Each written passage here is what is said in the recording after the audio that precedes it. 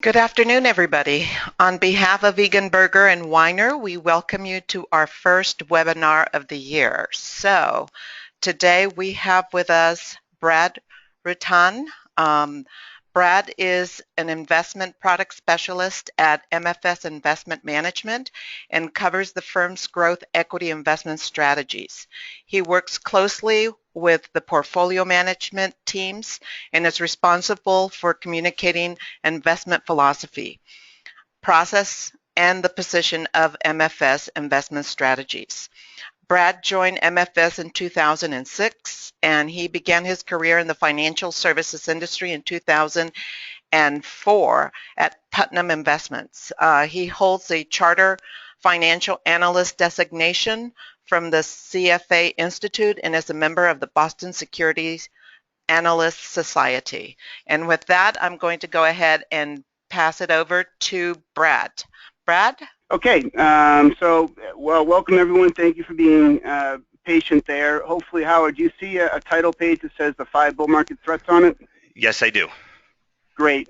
So this has been a very difficult year to begin with, and I know a lot of clients are very concerned right now. I think we need to realize that volatility is back, and what we've gone through the last, say, 5-6 years is a period where generally volatility was not present in the market, and that's not normal. You should have volatility in the market. That's just part of the game, and I think people are overly concerned about the next big event that's going to come and destroy the market. And it reminds me of a baseball game I was watching back in the summer where my beloved Red Sox, who did not do very well this year, were playing, and one of our young stars, whose name is Brock Holt, was up at bat, and the pitcher wanted to reclaim the plate. And for any baseball fans out there, you know the way you do that is you throw a pitch right at the batter's head. So that's what happened. The kid went down in the dirt, and he got back up, got back in the batter's box, dusted himself off, but he proceeded to watch 3 of the most perfect pitches go right down the pipe. Strike 1, strike 2, strike 3. The bat never left his shoulder. He was obviously rattled, and as I watched it, I thought, that's a pretty good analogy for how investors are looking at the market today. I think they took a headshot with this little correction, or the one back in August, and I think they're waiting for the next pitch to be another headshot, to be something that's going to take out 20-30% of the market, some horrible event, when in reality we think you should be looking low and away. You should be looking for a strike, because right now the fundamentals of the market are not poor. They're actually quite good. In the 5 reasons that bull markets generally end, are all but 1 maybe are not present. So that's what I want to do today, is I want to go through the 5 reasons. If you go back in history at every sustained bull market, the 5 reasons that bull markets end, and whether we see any of this in today's market. So the first threat would be a recession. And what we're showing you on this chart, that red line is simply the difference in yield you're getting from a 10-year U.S. Treasury and a 1-year U.S. Treasury. So if I was going to loan you money, and I was going to loan you it for a year, and then I loaned Howard money for 10 years, I would expect Howard to pay me a higher rate, a higher yield, because that money is being tied up for a longer period. So you'd expect the 10-year loan to yield more than the 1 year.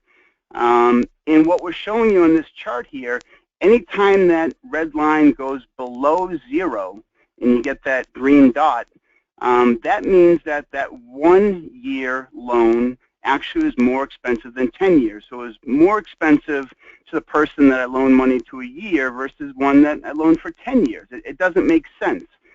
But look at the gray bars. Those are recessions going back to World War II.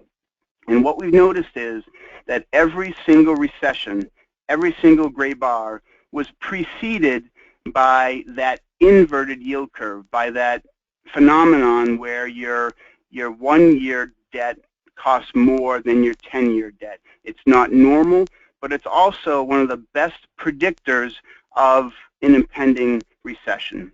If you can look at the far right of this chart, where the data ends, which is at the end of December, we are well above zero, meaning for this to go down below zero and signal another recession, you would need the Federal Reserve to be completely aggressive and just start raising rates without any caution or respect for the actual economy. We don't think this is going to happen. We don't think that this yield curve is going to invert, as we call it, and therefore we don't think that a recession is around the corner. If you don't like the yield curve, if you don't think that it is a good predictor of recessions, on this slide here, we listed a bunch of recessions going back to the 60s, as many as I could fit on the page. And then we added in 5 other indicators that often tell us that a recession is coming around the corner. So if this indicator was telling you that a recession is coming, you get a red X. If that indicator was saying, nope, the economy continues to expand, you get a green check mark. Look at today, present day, down the bottom. What we're seeing is that 3 of these indicators are signaling further expansion, and 3 of them aren't signaling anything. They're neutral. But none of them, 0 for 6, are indicating recession, and we have not had a recession without at least 3 of these indicating recession. So we look at this data and say, yes, the economy isn't great, but it's okay, and we don't feel that we're going into recession. There's something we need to realize about the U.S. economy right now.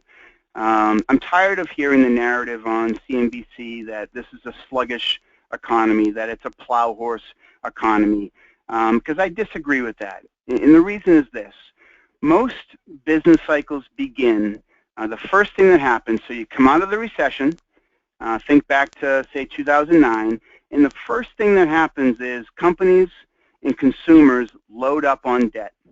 So you go out and buy the washing machine you've been waiting on because rates are low. Companies issue a lot of debt and they build a new factory because they can finance it at a low rate. And all of that extra debt and all of that extra spending kind of kickstarts the recovery. You grow very quickly in the beginning, everyone feels good, and you're off to the races. Well, this recovery was different than every other one we've seen, in that at the very early stages, companies and consumers did the exact opposite. They slashed their debt all through the first 5 years of the cycle. So instead of having all that extra debt and spending to boost the economy in the beginning, we had debt taken out of the system, so you didn't have that kickstart at the beginning. But isn't that healthier? Isn't it healthier that we've grown organically, say 2% this entire cycle without the excessive use of debt? So I think it's a healthier recovery because it wasn't front-loaded with debt, and therefore we think it's going to be a longer recovery and don't think that recession's around the corner.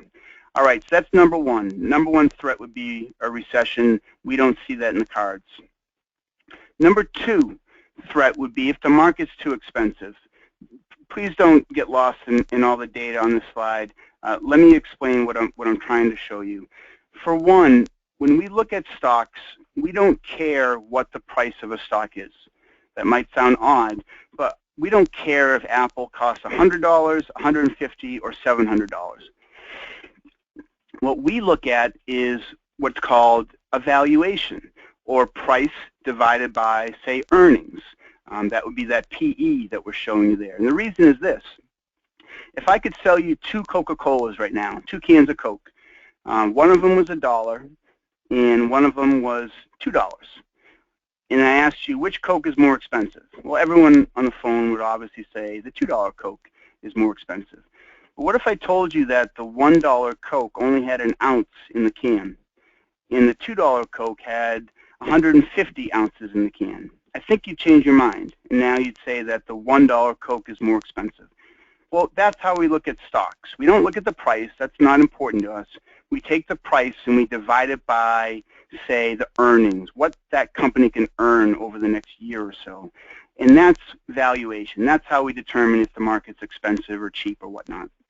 And what we see today is that when you compare today's valuations to during the tech wreck, which was March of 2000, which was a very, very expensive, overvalued market, today's valuations are nowhere near what they were back in 2000. So middle of the chart, the two columns on the right versus on the left, the PE ratio, forward and operating. So we're nowhere near those levels we saw back in 2000. But when you compare them to October of 07, which was right before the financial crisis, well, now you can make the case maybe we have a problem here, right? They're very similar, above, maybe below, right around the levels we saw back in 07. Well, that's true, but look at the last two rows, cash and debt. Companies today have double the cash that they had back in 07 or 2000 and about 60% of the debt. And we feel that that has to count for something, that companies this healthy from a balance sheet perspective, you should pay a higher price or valuation for those companies. So we don't think that valuations are going to be the reason that this bull market ends. So one was recession, two was if the market's too expensive. The third bull market threat would be inflation. So what we're trying to show you here is the vertical column is that valuation we've been talking about, that price divided by the earnings. And then we listed different levels of inflation, or CPI, in the bottom, and measured under what inflation environments do stocks do best. Well, it's when inflation is low, when it's 0 to 2, followed by 2 to 4%. That's generally when equities do best. When inflation goes out over 4%, that's when equity valuations start to fall. But this is where we're stuck. We're stuck in this 0 to 2% range. And it's quite possible that we're stuck here for an extended amount of time. One thing that causes inflation is wages. So as the unemployment rate comes down and people start earning higher wages, that often translates into higher inflation, and that's not necessarily good for equities. So some of you might be wondering, well, Brad, the unemployment rate has come down to around 5%. So isn't that signaling that we have inflation building in the system? And if there's one thing you take away from this call, and only one thing, it would be this. Please don't look at the unemployment rate anymore. It's a very bad measure for the health of the labor market. When the government issues the unemployment rate, they actually issue 6 of them. The one you see in the news is called U3. That's just the unemployment number 3 rate. Tucked into the very back of the report, last page, is the U6 unemployment rate. Let me tell you why that one is the important one. In the U6 rate, you get counted if you're unemployed, so just like the U3. But you also get counted if you're underemployed. So you're working 20 hours, you'd rather work 40, so you're part-time, not by choice. You get picked up in the U6 unemployment rate. That number is closer to 10.5%. So 10, 11% of Americans are either unemployed or underemployed. Why is that important? Well, as the unemployment rate has dropped, unfortunately or fortunately, however you want to look at it, a lot of the jobs we've brought back are part-time. And part-time workers can't ask for wage increases. Therefore, even though the unemployment rate has dropped, it hasn't created any significant inflation, which would be bad for equities.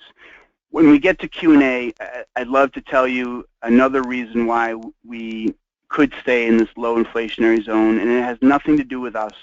It has everything to do with China. But for the sake of time, let me get through the next 2 bull market threats, and we can circle back. I think it's a fascinating story, but let's wait to Q&A if there's any interest on that. All right, so that's number 3, would be high inflation.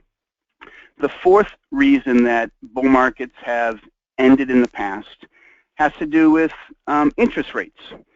So when interest rates have risen in the past, that's killed bull markets.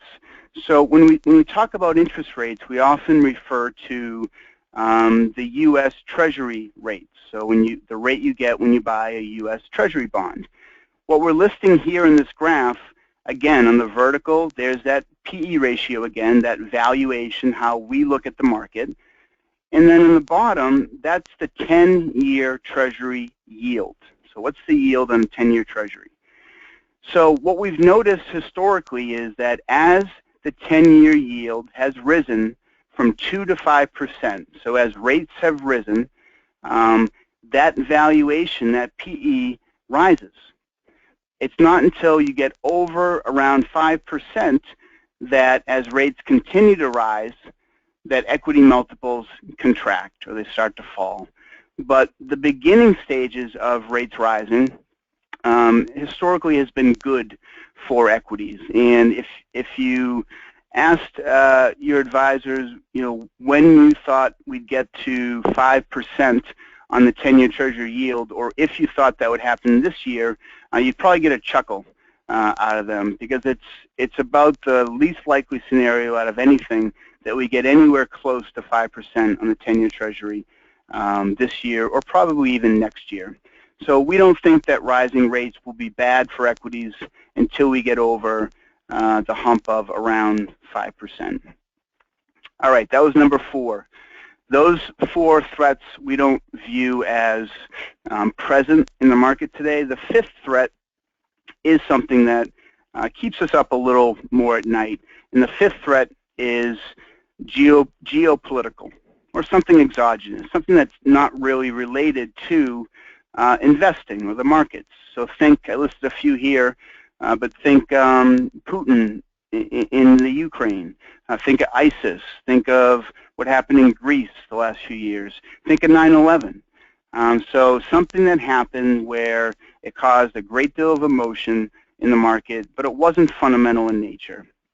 It's very tough to model these outcomes into your investment decisions. I mean, how do you gauge your investments based on what you think Putin is going to do or ISIS is going to do? You really can't. The silver lining is this, that historically when it has been a geopolitical event that was the bull market threat, it's usually very quick. So the market corrects quickly. It goes down, violently or dramatically, but then you get back to business very quickly afterwards. And I think 9/11 is a great example. Everybody remembers the devastation we saw on American soil, and everybody remembers the markets falling apart. What most people don't remember is that within 30 days, 1 month, we were actually back to the highs that we had on the day before, on September 10th.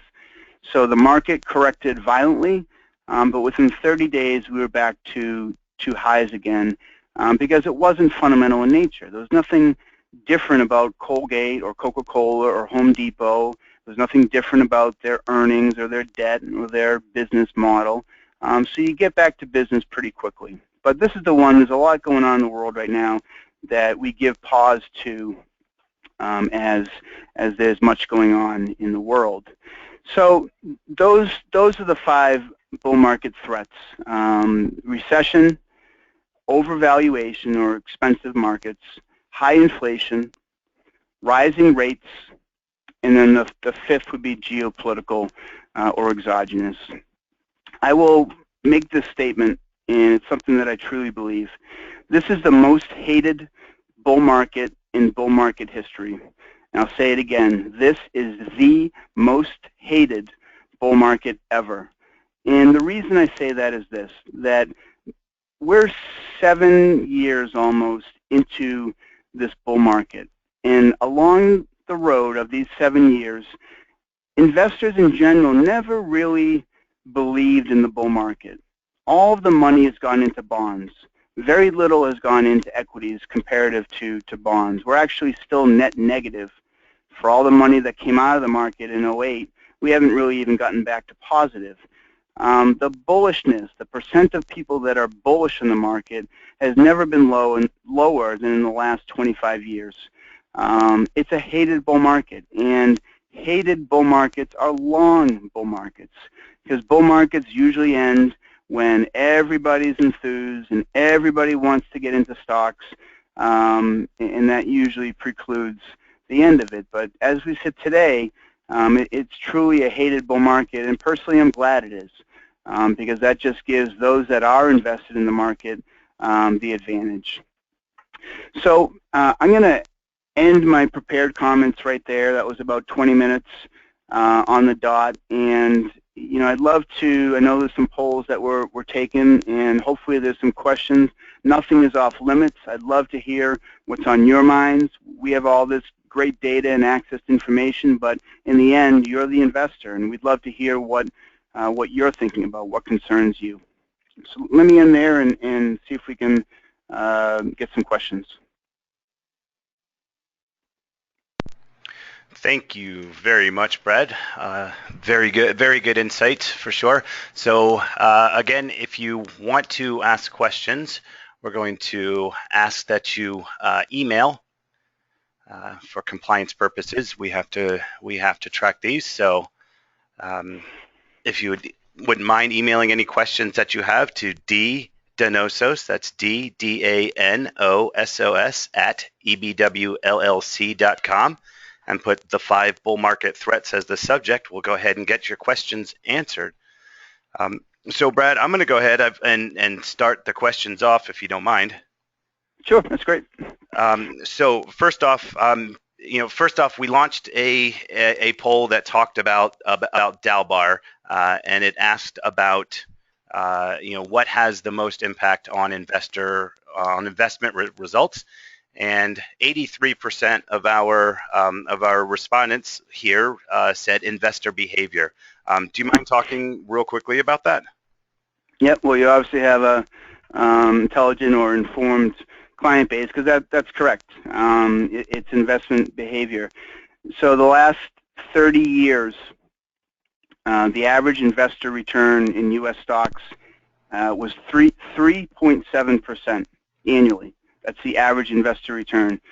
Whereas the S&P 500 over those 30 years averaged 11.1%. So 3 times higher than the actual investor experience or the actual investor return. And the main cause, it's investor behavior. So, what do? Well, a fund or a stock was really hot last year, so you want to get into it. So then you buy it after it had a great year. So you bought it at a high. And then the market volatility returns, and people are nervous, and what do? They sell. So then they sold low. I mean, we're supposed to buy low and sell high, but most investors, because of emotions, do the exact opposite. Think of it, a train ride from Chicago to San Francisco. That's 2,438 miles. I know that because I've taken it. But only the people that get on in Chicago and get off in San Francisco actually log 2,438 miles. A lot of people will get on in, say, Denver and ride the rest of the train, so they didn't get the full 2,438. Some of them maybe got off in Omaha, rode from Chicago to Omaha. So again, only the ones that ride the entire train get that full mileage. It's the same in investments. Only those that actually stay in their investments and add to it when markets are down get the full benefit of returns. This is the reason why our company will not sell you our funds directly. You cannot buy our funds through us. You have to buy them through an advisor.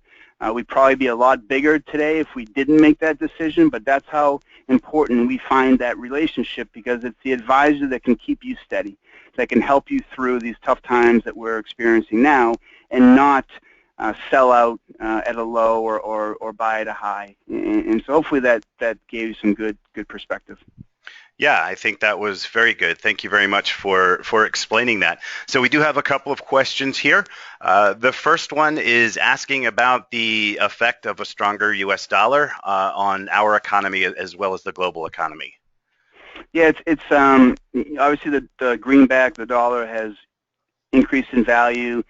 where we've been the best economy and best markets really in the world in the last few years, so a lot of money has come over here, and that's pushed the value of the dollar up versus other currencies, and people think, that's troubling for the economy, that's troubling for the stock market. Well, in actuality, we measured the correlation, the relationship between the dollar and GDP, so the economy, between the dollar and corporate profits, and the dollar and equity returns. And the correlation is absolutely as close to zero as you can get. It's like 0.002, 0.001, depending on the chart.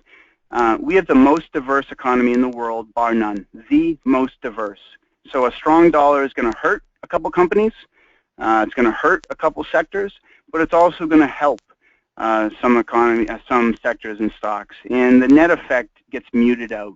So as long as you're diversified, and you're not just betting it all on a couple companies, the strong dollar should not have overly negative effects.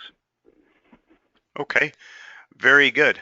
The next question was inquiring about oil and what's going on with oil and why does the stock market seem to follow the price of oil?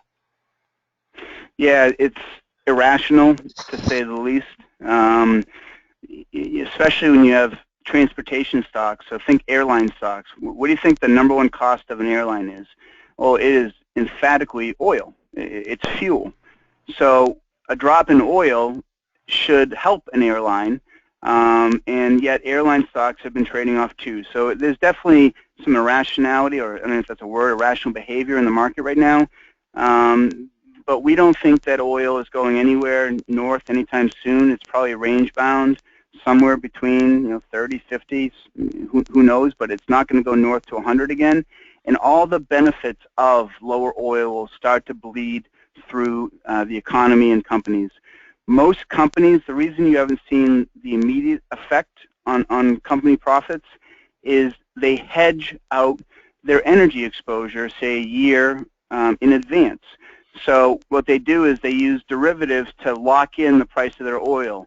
So let's say that I'm an airline, and I'm worried that oil is going to go up to $200 a barrel, so I use these contracts to lock in the price of my oil, say at 120. Then I'm protected against any rise in oil. Well, all these companies are hedged out through 2016 or through 15 at least. So as all this hedging rolls off, you'll start to see them redeploy new hedges, and they'll get to benefit from lower oil. So we think lower oil will help companies and consumers this year. It just hasn't yet.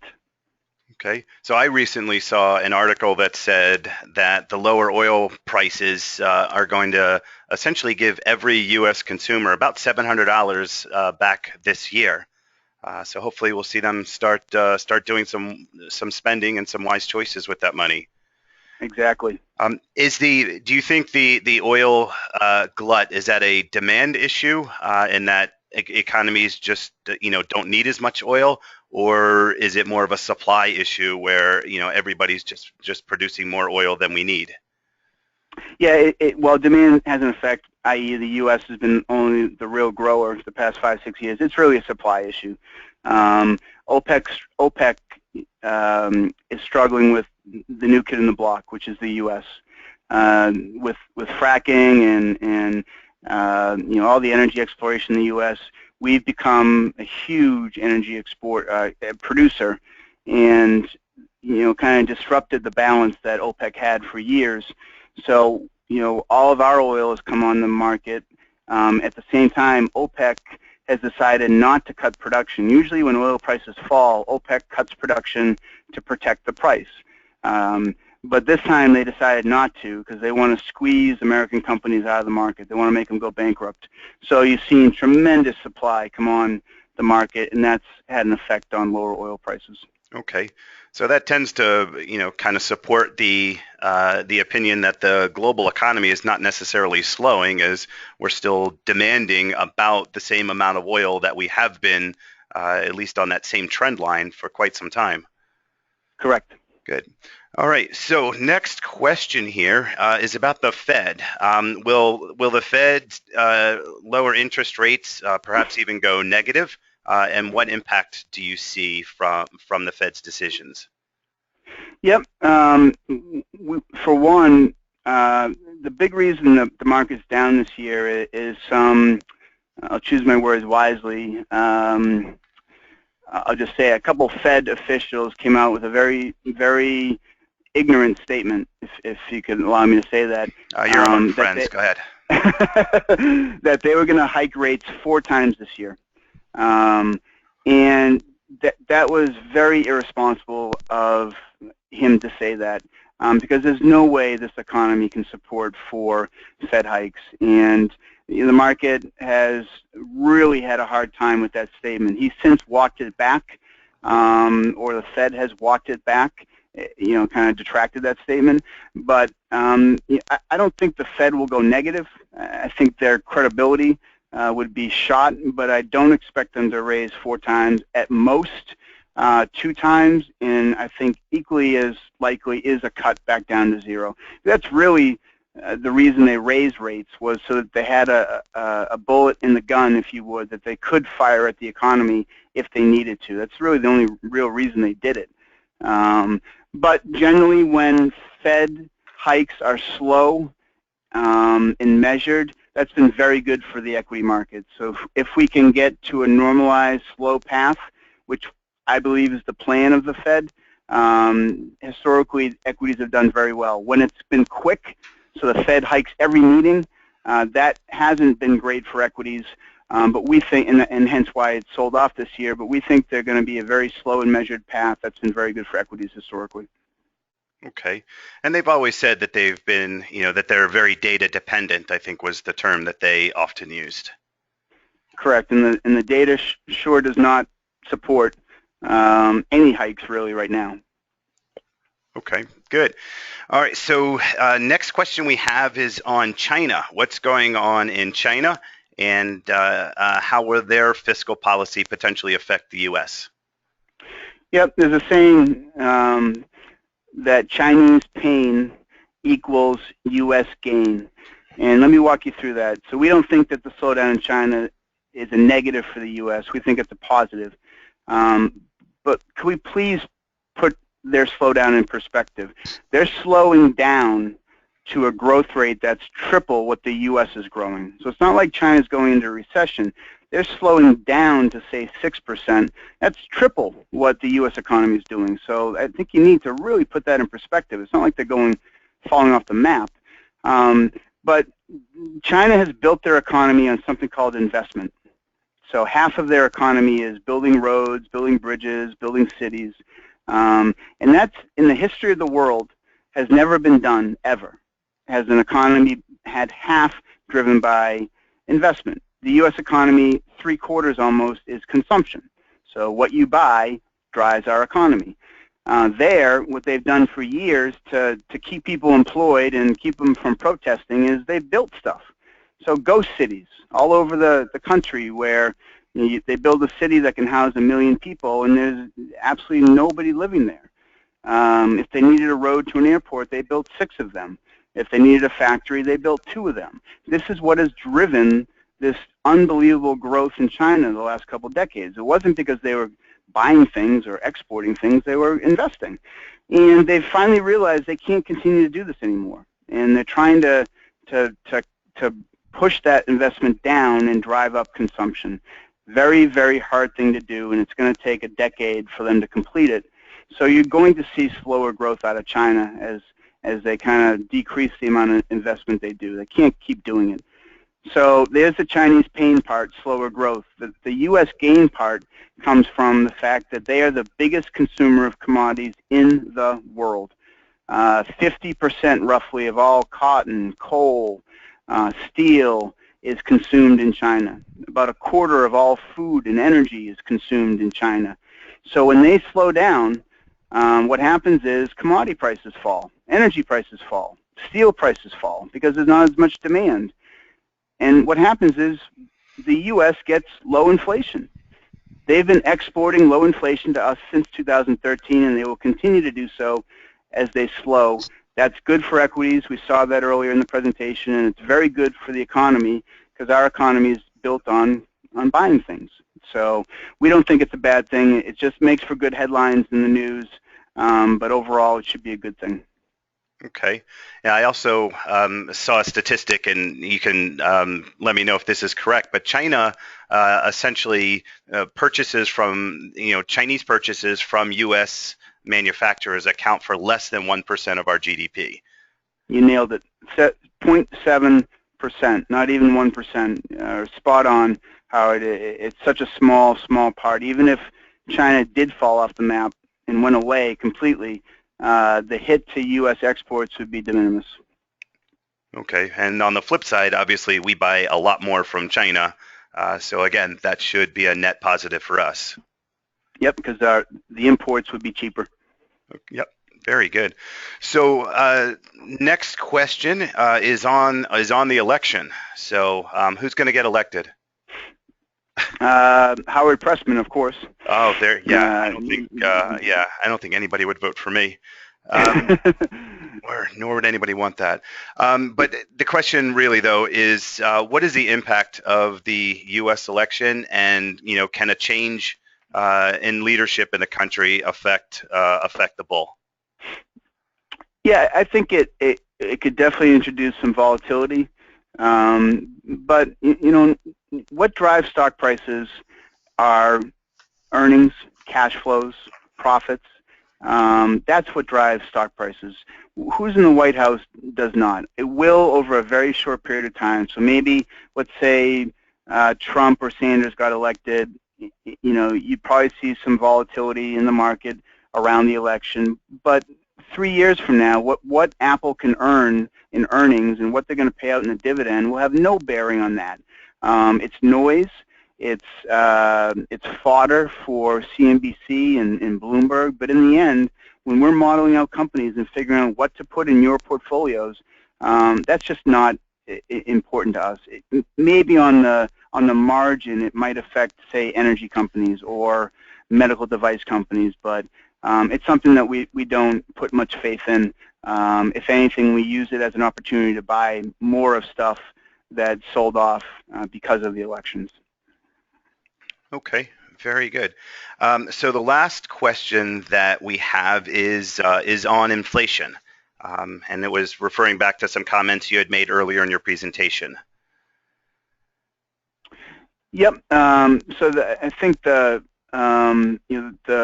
comments I was making was about China, the fact that the slowdown in China. So we talked about wages not creating inflation because a lot of the jobs come back are part-time. I just talked about China, the fact that the slowdown in China is in effect putting a cap on how much inflation we do get because commodity prices are lower. And I guess the last thing would be money supply. So a driver of inflation is money. So what the Fed has done by dropping buckets of money on the economy, most people think, oh, that has to be inflationary. That's going to create inflation. Well, the amount of money in the economy in and of itself doesn't create inflation.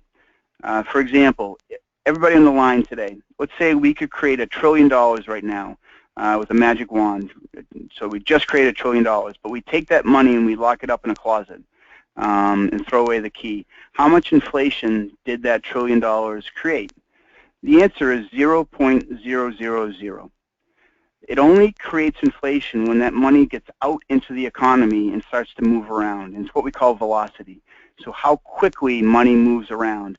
I go buy a car, the dealership pays its workers, the workers go out to eat, the restaurant buys more food, and the quickness of those transactions, that creates inflation, not the amount of money. And that velocity or quickness has been dropping for years, so it really hasn't created any inflation. So, we're just in a low inflationary period that's very good for equities in the economy. Okay, very good.